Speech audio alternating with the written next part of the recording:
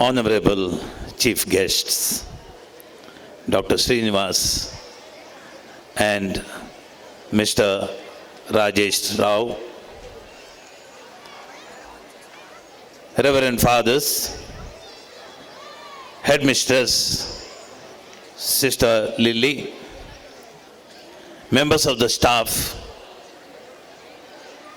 students, parents, ladies and gentlemen.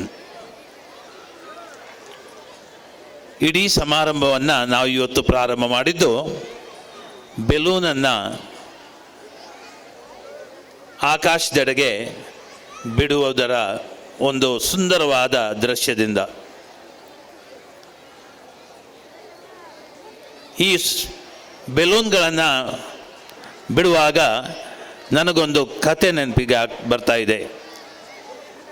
ಅದೊಂದು ಜಾತ್ರೆಯಲ್ಲಿ balloon ಮಾರುವವನು ಒಬ್ಬನಿದ್ದ.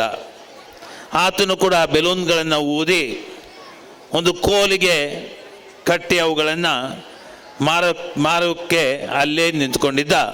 ಆದರೆ ಯಾರೂ ಕೂಡ ಬೆಲೂನನ್ನು ತೆಗೆದುಕೊಂಡು ಹೋಗೋದಕ್ಕೆ ಯಾರೂ ಬಂದಿಲ್ಲ. ಸ್ವಲ್ಪ ಸಮಯದ ನಂತರ ಆತನೊಂದು ಉಪಾಯವನ್ನು ಮಾಡ್ದ. ನಾನು ಈ ಕೆಂಪು ಬೆಲೂನ್ಗಳನ್ನು ಬಿಟ್ಟರೆ ಈ ಬೆಲೂನ್ಗಳನ್ನು ನೋಡಿ ಮೇಲಕ್ಕೆ ಹೋಗುವುದನ್ನು ನೋಡಿ ಮಕ್ಕಳು ಖಂಡಿತವಾಗಿ ಬರ್ತಾರೆ ಅಂತ ಹೇಳಿ ಒಂದು ಕೆಂಪು ಬೆಲೂನನ್ನು ದಾರವನ್ನು ಕಟ್ ಮಾಡಿ ಅದನ್ನು ಬಿಟ್ಬಿಟ್ಟ. ಅದು ಮೇಲಕ್ಕೆ ಹೋಯಿತು, ಗಗನವನ್ನು ಸೇರಿತು. ಇದನ್ನು ನೋಡಿದ್ದೇ ಈ ಪುಟ್ಟ ಮಕ್ಕಳು ತಂದೆ ತಾಯಂದಿರಲ್ಲಿ ನನಗೆ ಕೆಂಪು ಬೆಲೂನ್ ಕೊಡಿಸು ಅಂತ ಹೇಳಿ ಹಠ ಮಾಡಿ ಎಲ್ಲರೂ ಕೂಡ ಎಲ್ಲ ಮಕ್ಕಳು ಬಂದರು. ಈತನ ಕೆಂಪು ಬೆಲೂನ್ಗಳು ಎಲ್ಲ ಮಾರಾಟ ಆಗಿ ಹೋಯಿತು. ಸ್ವಲ್ಪ ಸಮಯದ ನಂತರ ಈ ಹಳದಿ ಬೆಲೂನನ್ನು ಬಿಟ್ಬಿಟ್ಟ.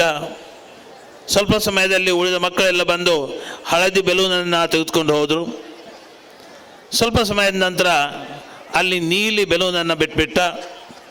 ನೀಲಿ ಬೆಲೂನ್ಗಳೆಲ್ಲ ಮಾರಾಟವಾಗಿ ಹೋದವು. ಹೀಗಿರುವಾಗ ಅದರಲ್ಲಿ ಒಂದು ಕಪ್ಪು ಬೆಲೂನ್ ಇತ್ತು. ಒಬ್ಬ ಚಿಕ್ಕ ಹುಡುಗ ಮೈ ಬಣ್ಣ ಸ್ವಲ್ಪ ಕಪ್ಪಾಗಿತ್ತು. ಬಂದ ಮತ್ತು ಕೇಳಿದ ಬೆಲೂನ್ ಮಾರುವವನಲ್ಲಿ, ಅಂಕಲ್ ಈ ಕಪ್ಪು ಬೆಲೂನನ್ನು ಬಿಟ್ಬಿಟ್ರೆ ಅದು ಕೂಡ ಮೇಲಕ್ಕೆ ಹೋಗುತ್ತಾ ಅಂತ ಕೇಳಿಕೊಂಡ. ಈ ಅಂಕಲ್ನಿಗೆ, ಮಾರಾಟ ಮಾಡುವವನಿಗೆ ತಿಳಿಯಿತು ಈ ಮುಗ್ಧ ಮನಸ್ಸಿನಲ್ಲಿ ಏನಿದೆ ಎಂಬುದಾಗಿ. ಆತನು ಹೇಳ್ದ, ನೋಡು ಇಲ್ಲಿ ಆ ಕಪ್ಪು ಬೆಲೂನನ್ನು ಆತನು ದಾರವನ್ನು ಕಟ್ ಮಾಡಿ ಬಿಟ್ಟ. ಅದು ಕೂಡ ಮೇಲಕ್ಕೆ ಹೋಯಿತು, ಆಕಾಶಕ್ಕೆ ಹೋಗಿ ಗಗನವನ್ನು ಸೇರಿಕೊಂಡಿತು. ಈ ಬೆಲೂನ್ ಮಾರುವವನು ಆ ಪುಟ್ಟ ಮಗುವಿನ ಅಪ್ಪಿಕೊಂಡು ಹೇಳಿದ, ಪುಟ್ಟ ನೋಡು, ಅದು ಮೇಲಕ್ಕೆ ಹೋಗುವಂಥದ್ದೇನಿದೆ ಅದರ ಹೊರಗಿನ ಬಣ್ಣವನ್ನು ಹೊಂದಿಕೊಂಡಿಲ್ಲ, ಆದರೆ ಅದರ ಒಳಗೆ ಏನಿದೆ ಅದರ ಮೇಲೆ ಹೊಂದಿಕೊಂಡಿದೆ. ಮೇಲಕ್ಕೆ ಹೋಗುವುದು ಅದರ ಹೊರ ಬಣ್ಣಕ್ಕೆ ಹೊಂದಿಕೊಂಡಿಲ್ಲ, ಅದರ ಒಳಗೇನಿದೆ ಅದರ ಮೇಲೆ ಹೊಂದಿಕೊಂಡಿದೆ. ಅದೇ ಇವತ್ತಿನ ನಮ್ಮ ಇಬ್ಬರು ಮುಖ್ಯ ಅತಿಥಿಗಳು ನೀಡಿದಂಥ ಸಂದೇಶ. ನಮ್ಮ ಮಕ್ಕಳಲ್ಲಿ ಒಳಗಿರುವಂಥ ಪ್ರತಿಭೆಗಳನ್ನು ಹೊರಗೆ ತರುವಂಥ ಒಂದು ಪ್ರವೃತ್ತಿ ಏನಿದೆ ಅದೇ ಶಿಕ್ಷಣ. ಅವರಲ್ಲಿ ಒಳಗೆ ತುಂಬಿಸುವುದು ಅಲ್ಲ, ಆದರೆ ಅವರ ಒಳಗಿರುವಂಥ ಸುಪ್ತ ಪ್ರತಿಭೆಗಳನ್ನು ಹೊರತಂದು ಅವುಗಳಿಗೆ ವೇದಿಕೆಯನ್ನು ಕೊಟ್ಟು ಅವುಗಳಿಗೆ ಪ್ರೇರಣೆಯನ್ನು ನೀಡುವಂಥ ಕಾರ್ಯಕ್ರಮ ಏನಿದೆ ಅದೇ ಶಿಕ್ಷಣ, ಅದೇ ಈ ಲೂರ್ಡ್ಸ್ ಸ್ಕೂಲಲ್ಲಿ ನಡೆಯುವಂಥ ಶಿಕ್ಷಣ. ಪ್ರಿಯರೇ, ಹಲವೊಂದು ಸಾರಿ ನಾವು ಕೇಳಿದ್ದಿದೆ, ಮಕ್ಕಳು ಬೆಳಿಬೇಕು, ಅವರು ಮೇಲಕ್ಕೆ ಹೋಗಬೇಕು, ಮೇಲಿನ ಕುರ್ಚಿಯನ್ನು ಹತ್ತಿ ಕುಳಿತುಕೊಳ್ಬೇಕು ಎಂಬಂಥ ಆಸೆ ಆಕಾಂಕ್ಷೆಗಳು ಪ್ರತಿಯೊಬ್ಬರಲ್ಲಿವೆ. ಕನಸುಗಳು ಹೆಚ್ಚಾಗಿ ನಮ್ಮ ಪೋಷಕರಲ್ಲಿ ಖಂಡಿತ ಇವೆ.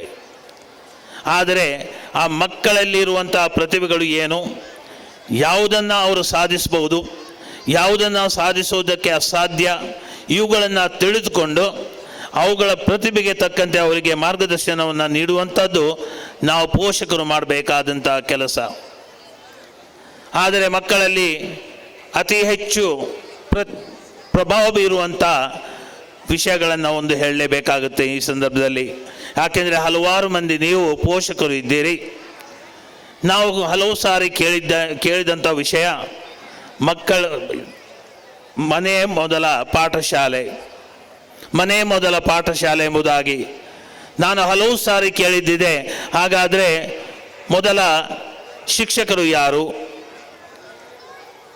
ಮೊದಲ ಶಿಕ್ಷಕ ಅವರು ಹೇಳುವಂಥದ್ದು ತಾಯಿ. ತಾಯಿಯೇ ಮೊದಲ ಗುರು, ತಾಯಿಯೇ ಮೊದಲ ಶಿಕ್ಷಕಿ. ಹಾಗಾದರೆ ತಂದೆಗೇನು ಕೆಲಸನೇ ಇಲ್ವೇ? ಅದು ಅರ್ಧ ಸತ್ಯ. ಜನನಿ ಮೊದಲ ಗುರು ಸರಿ, ಆದರೆ ಜನಕನು ಕೂಡ ಮೊದಲ ಗುರು. ತಾಯಿ ಮತ್ತು ತಂದೆ ಇಬ್ಬರು ಸೇರಿ ಮೊದಲ ಗುರುಗಳು. ಮೂರನೆಯ ಪ್ರಶ್ನೆ ಇದೆ, ಹಾಗಾದರೆ ಈ ಮಗು ಕುಳಿತುಕೊಳ್ಳುವಂತಹ ಮೊದಲ ಬೆಂಚು ಯಾವುದು? ತಾಯಿಯ ತೊಡೆಯೇ ಮೊದಲ ಬೆಂಚು. ನಾಲ್ಕನೇ ಪ್ರಶ್ನೆ ಇದೆ, ಅತಿ ಮುಖ್ಯವಾದ ಪ್ರಶ್ನೆ. ಹಾಗಾದರೆ ಈ ಮಗು ಓದುವಂಥ ಮೊದಲ ಪುಸ್ತಕ ಯಾವುದು? ಈ ಮಗು ಓದುವಂಥ ಮೊದಲ ಪುಸ್ತಕ ಯಾವುದು? ತಂದೆ ತಾಯಿ ಅವರ ವೈಯಕ್ತಿಕ ಜೀವನ ಏನಿದೆ ಅದೇ ಈ ಮಕ್ಕಳು ಓದುವಂಥ ಮೊದಲ ಪುಸ್ತಕ. ಈ ಪುಸ್ತಕ ಸರಿ ಇಲ್ಲ, ಅಪ್ಪ ಅಮ್ಮ ಅವರ ಜೀವನ ಸರಿ ಇಲ್ಲ, ನಾವು ಶಾಲೆಗಳಲ್ಲಿ ಎಷ್ಟು ಕಲಿಸಿದರೂ ಕೂಡ ಅದು ವ್ಯರ್ಥ. ಯಾಕೆಂದರೆ ಅದು ಮನಸ್ಸಿಗೆ ಹೋಗುವುದಿಲ್ಲ. ಅದ್ರಲ್ಲಿ ಮೊದಲು ಓದಂಥ ಪುಸ್ತಕ ಸರಿ ಇಲ್ಲ, ಮನೆಯಲ್ಲಿರುವಂಥ ಪುಸ್ತಕ ಸರಿ ಇಲ್ಲ. ಈ ಪುಸ್ತಕ ಅಪ್ಪ ಅಮ್ಮ ಅವರ ಜೀವನ, ಈ ಪುಸ್ತಕ ಓದಂಥ ಮಗು ಆ ಪುಸ್ತಕವನ್ನೇ ಹರಿದು ಹೋದಲ್ಲಿ ಅಥವಾ ಅರ್ಧಕ್ಕರ್ಧ ಅದರಲ್ಲಿ ಪ್ರಿಂಟ್ ಆಗದೇ ಇದ್ದಲ್ಲಿ, ಮೊದಲ ಪೇಜ್ ಹೋಗಿ ಲಾಸ್ಟ್ಗೆ ಎಲ್ಲಾದರೂ ಸಿಕ್ಕಾಕ್ಕೊಂಡು ಕೊನೆಯ ಪೇಜ್ ಫಸ್ಟಿಗೆ ಬಂದಲ್ಲಿ, ಈ ಪುಸ್ತಕಗಳನ್ನು ಓದಿದಂಥ ಮಗುವಿಗೆ ಏನಾಗುತ್ತೆ? ಮಗುವಿನಲ್ಲಿ ಗೊಂದಲ ಬಂದು ಸೇರಿಕೊಳ್ಳುತ್ತೆ. ಅದೇನೋ ಗೊಂದಲ, ಯಾಕೆಂದರೆ ಮೊದಲ ಪುಸ್ತಕ ಸರಿ ಇದ್ದಿಲ್ಲ. ತಂದೆ ತಾಯಿ ಅವರ ವೈಯಕ್ತಿಕ ಜೀವನ ಪ್ರಭಾವವನ್ನು ಬೀರುತ್ತೆ ಆ ಮುಗ್ಧ ಮನಸ್ಸಿನ ಮೇಲೆ, ಆ ಮಕ್ಕಳ ಮೇಲೆ. ಅದಕ್ಕಾಗಿ ನಮ್ಮ ಜೀವನ, ಹಿರಿಯರ ಜೀವನ ಸರಿ ಇದ್ದಿರಬೇಕು. ಹಿರಿಯರ ಜೀವನದಲ್ಲಿ ಕೆಲವು ಮೌಲ್ಯಗಳನ್ನು ಎತ್ತಿಕೊಂಡು ನಾವು ಇಟ್ಟಿರಬೇಕು. ಈ ಶಾಲೆಯಲ್ಲಿ ನಾವು ಕಲಿಸುವಂಥದ್ದು ಮುಖ್ಯವಾಗಿ ಬರೀ ಪುಸ್ತಕದ ಶಿಕ್ಷಣ ಮಾತ್ರವಲ್ಲ, ಅದು ಖಂಡಿತವಾಗಿಯೂ ನೀಡಲಾಗುತ್ತೆ. ಆದರೆ ಅದಕ್ಕಿಂತ ಮಿಗಿಲಾಗಿ ಆ ಒಬ್ಬ ಮಗುವನ್ನು ವ್ಯಕ್ತಿಯನ್ನಾಗಿ ಪರಿವರ್ತಿಸುವಂಥ ಕಾರ್ಯಕ್ರಮ ಇದೆ, ಅದು ಬಹಳ ಮುಖ್ಯ. ಕ್ಯಾರೆಕ್ಟರ್ ಫಾರ್ಮೇಷನ್ ಅಂತೇವೆ. ಆತನ ಗುಣಲಕ್ಷಣಗಳನ್ನು ರೂಪಿಸುವಂತಹದ್ದು ಈ ಮಗುವನ್ನು ಒಬ್ಬ ವ್ಯಕ್ತಿಯನ್ನಾಗಿ ರೂಪಿಸುವಂಥ ಕೆಲಸ ಈ ಶಾಲೆಯಲ್ಲಿ ಮಾಡ್ತಿರುವಂಥ ಅತಿ ಮುಖ್ಯವಾದ ಕೆಲಸ. ಅದಕ್ಕಾಗಿ ಮಕ್ಕಳು ಓದಬೇಕು ಸರಿ, ಮೊದಲ ರ್ಯಾಂಕ್ ತೆಗೆದುಕೊಳ್ಬೇಕು ಸರಿ, 100ಕ್ಕೆ 100 ಅಂಕಗಳನ್ನು ಪಡಿಬೇಕು ಅದು ಸರಿ. ಆದರೆ ಎಲ್ಲಕ್ಕೂ ಮಿಗಿಲಾಗಿ ಈ ಮಕ್ಕಳಲ್ಲಿ ಪ್ರೀತಿ, ಮಮತೆ, ಸಹಕಾರ, ಸಹಬಾಳ್ವೆ, ಸಮುದಾಯ ಜೀವನ, ಪರಸ್ಪರಲ್ಲಿ ಹೊಂದಿಕೊಂಡು ಬಾಳುವಂತಹದ್ದು, ಇನ್ನೊಬ್ಬರನ್ನು ನಾವು ಗೌರವಿಸುವಂತಹದ್ದು, ಕ್ಷಮಿಸುವಂತಹದ್ದು, ಇಂಥ ಗುಣಲಕ್ಷಣಗಳನ್ನು ಅವರಲ್ಲಿ ರೂಪಿಸದೇ ಇದ್ದಲ್ಲಿ ಖಂಡಿತವಾಗಿಯೂ ಲೂರ್ದ್ ನಮ್ಮ ಶಾಲೆ ಏನಿದೆ, ಈ ಲೂರ್ಸ್ ಶಾಲೆ ಫಲಿತಾಂಶ ಎಷ್ಟೇ ಸಿಗಲಿ, ಲೂರ್ಸ್ ಶಾಲೆ ಮಾತ್ರ ಫೇಲ್. ಯಾಕೆಂದರೆ ಮಕ್ಕಳಲ್ಲಿ ಇಂಥ ಗುಣಲಕ್ಷಣಗಳನ್ನು ನಾವು ರೂಪಿಸಿಲ್ಲ, ಈ ಮಕ್ಕಳನ್ನು ಭಾರತೀಯ ವ್ಯಕ್ತಿಗಳನ್ನಾಗಿ ನಾವು ಪರಿವರ್ತಿಸಿಲ್ಲ. ಹಾಗಾದರೆ ಹೇಗೆ ಜೀವನ ನಮ್ಮದು ಇರಬೇಕು? ನಾವು ಎಲ್ಲಿದ್ದರೇನು, ನಾವು ಹೇಗಿದ್ದರೇನು, ನಾವು ಮಣ್ಣ ಮನುಜರು. ನಾವು ಎಲ್ಲಿದ್ದರೇನು, ನಾವು ಹೇಗಿದ್ದರೇನು, ನಾವು ಮಣ್ಣ ಮನುಜರು.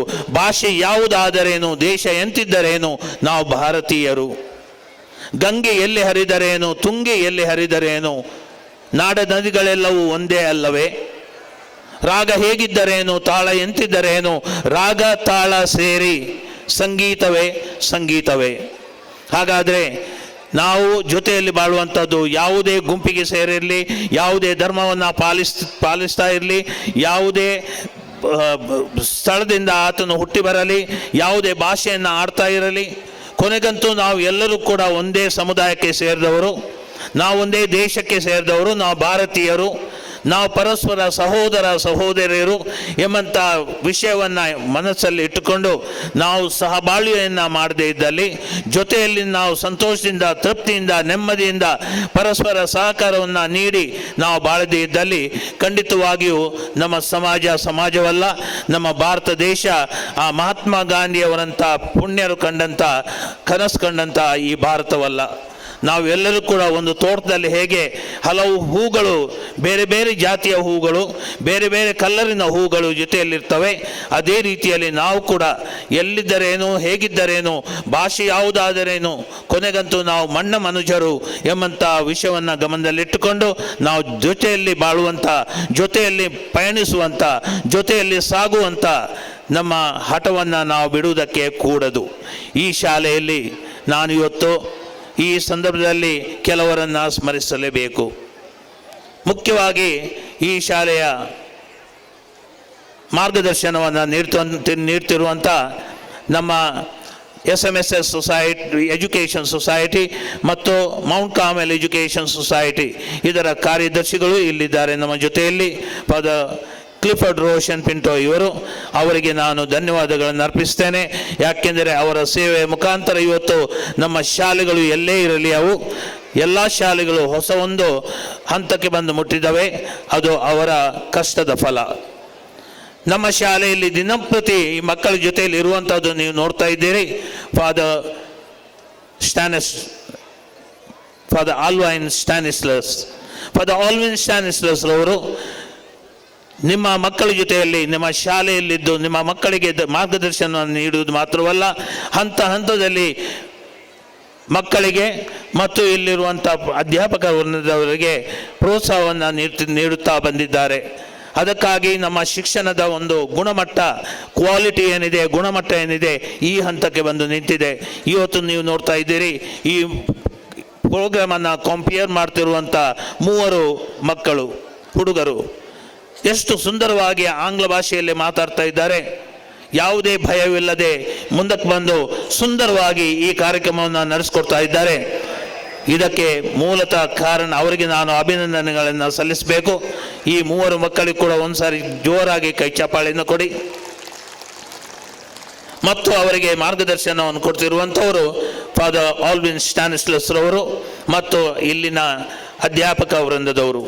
ವಿಶೇಷವಾಗಿ ಅಧ್ಯಾಪಕ ವೃಂದದವರಿಗೆ ನಾನು ಧನ್ಯವಾದಗಳನ್ನು ಅರ್ಪಿಸಬೇಕಾಗುತ್ತದೆ.